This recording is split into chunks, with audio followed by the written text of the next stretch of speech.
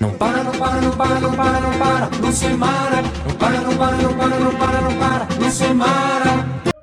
Gravando! Vai, força! Isso! Ela adora bater palma. Vamos continuar com o nosso programa. Todo mundo já viu essa japa maravilhosa, que é a Francine. Maravilhosa é Todo mundo você. sabe que ela é bailarina, atriz, compositora. Atualmente está lá na banda do Ratinho, canta muito. Obrigada. E linda, né? Arigato. O olho. Não ri Arigato. muito, senão cicatriza o seu olho, tá?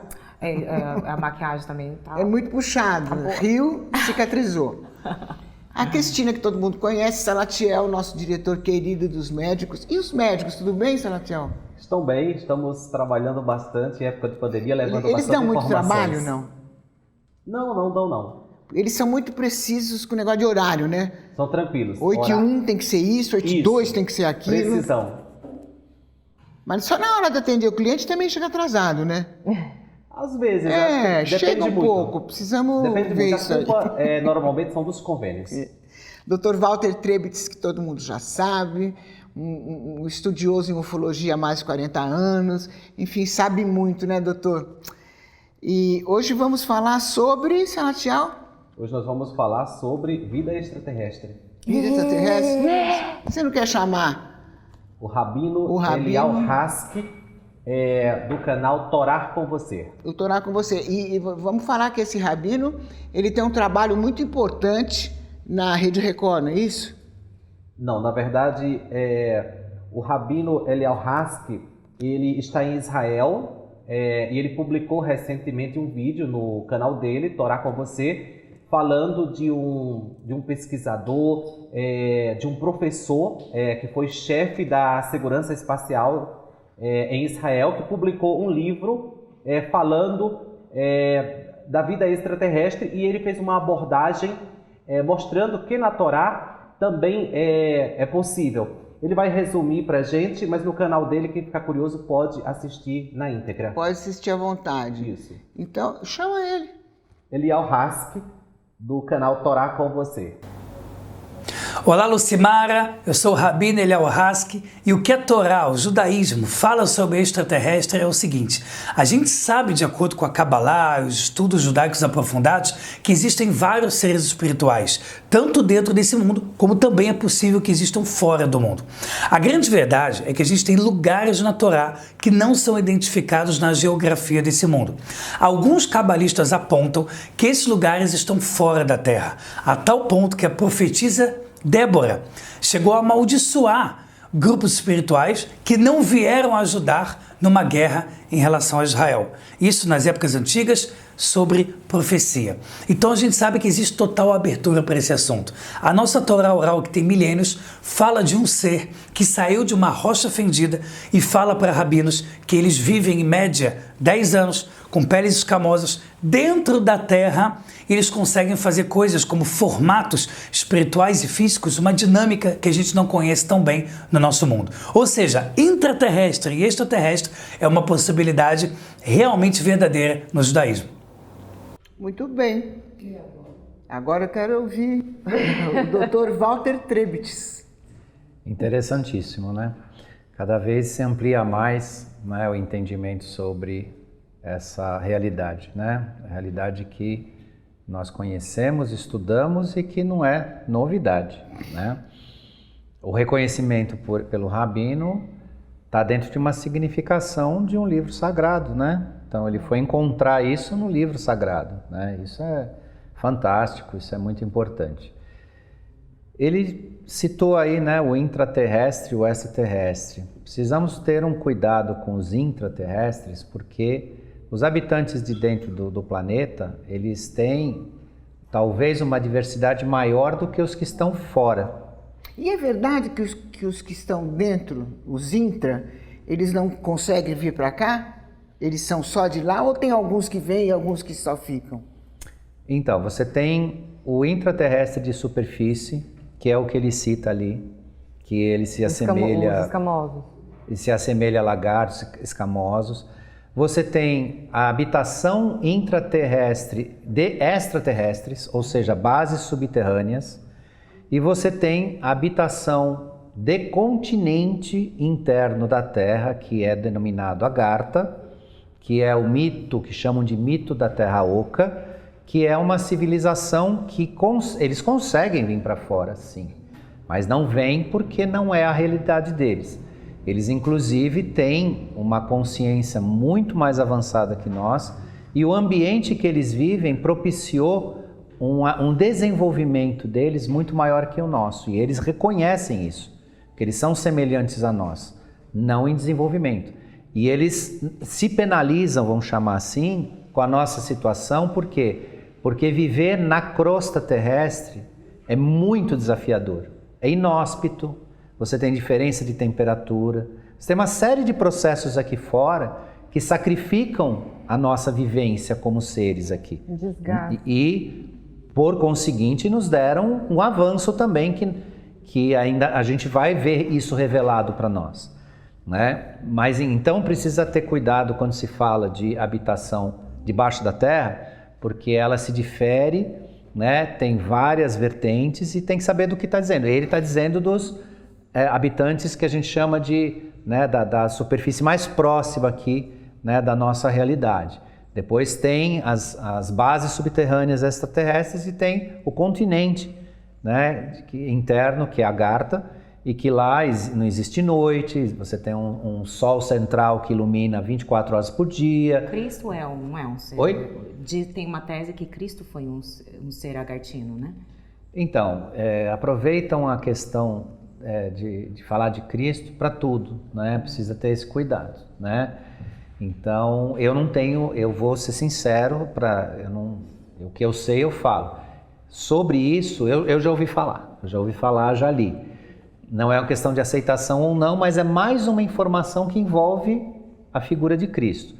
Cristo é um comandante de uma nave, eu falei na última vez que a gente esteve aqui, eu falei, né? Ele tem um nome diferente, não tem? É Sananda. Sananda. Né? Ele comanda uma nave chamada Zygmus. Yoshua Ben Pandira, né? Oi? Tem o Yoshua Ben Pandira também. Exatamente. Então, ele comanda uma nave, aqui, a gente estudou também. Comanda uma nave, que é uma nave de assistência, né, do nosso universo local, e ele tem uma participação enorme aqui, não foi só aquela presença 2021 anos atrás, ele tem uma participação enorme na composição da nossa energia, na mudança consciencial do planeta, nessa transição planetária e no evento. Ele será parte desse evento. Quando acontecer a transição planetária, a gente vai sentir 100% da quinta dimensão. E aí que entra, né, a questão de estar disperso, estar preparado. A melhor frase que foi dita foi pelo senhor, que foi seja o exemplo.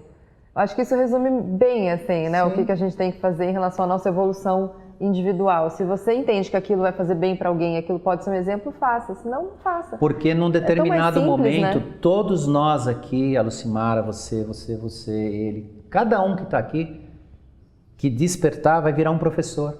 Nós viraremos os professores da parte porque nós vamos falar disso lá na frente. Os verdadeiros influenciadores. Exatamente, seja em palavra ou gesto. Em ações, né? E ações. Porque aqueles que estão vindo perceber que a grande massa se tornou diferente, eles vão atrás e vão querer saber por quê. E cada um de nós vai ter esses elementos, né? Eu conversei muito com ela. Essa moça aqui sabe tudo. Sei não. De transição planetária, de mudança de energia, disso, daquilo. Ela sabe tudo. Então, ela está se preparando para ser alguém no futuro. Num futuro próximo, que vai ensinar aqueles que ficaram, vamos chamar assim. Eu já sou sua aluna, eu já estou aqui. Já estou. Eu entendeu? Então esse é o trabalho que a gente chama trabalhador de luz. Os trabalhadores da luz fazem isso. É trazer os demais. Agora, eles precisam querer. Eles precisam te procurar. Eles precisam te pedir. Então, não dá para ficar batendo na porta de cada um, chacoalhando. Não, sabe? Você mostra o que está acontecendo. E a pessoa tem que despertar, porque despertar é isso. Eu nasci desperto, porque sempre que eu vi alguém falar uma coisa que eu não sabia, eu fui correr atrás, ou da pessoa ou da informação. Desde criança, isso de pequenininho. Eu vi alguém falando um negócio que eu ia ver, não, peraí, olha como ele é inteligente, olha o que ele está falando. Né? Então, eu nasci com esse negócio de ser desperto, né? No bom sentido, que me ajudou e me ajuda, mas isso tem um preço também a pagar, né? Porque muitas vezes você não dorme, E às né? vezes você gasta energia também com, né, com o que Gasta não muita precisa, energia. porque você é desperto para tudo. Né? E aí também tive minha fase para aprender a não ser tão crítico, porque quando você é desperto, você acha, você vê as coisas tendo que mudar em tudo. E aí você fica muito crítico, então eu tive que trabalhar isso também, né? Que é o processo, né, que a gente anda para se tornar realmente um trabalhador da luz. Mas passado essa fase, todos nós que estamos nesse processo, agindo em detrimento disso, nós vamos ajudar aqueles que ainda, porque todos foram escolhidos. O Kron, né? Você falou do Kron, né? O Kron... Na verdade, eu falei do Crown e o senhor me corrigiu que é Kron. É Kron.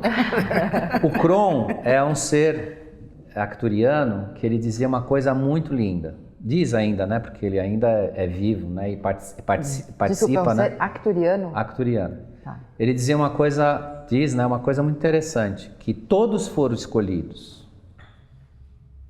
Mas isso ainda é uma posição que aí é uma contraposição ao que ele diz, né?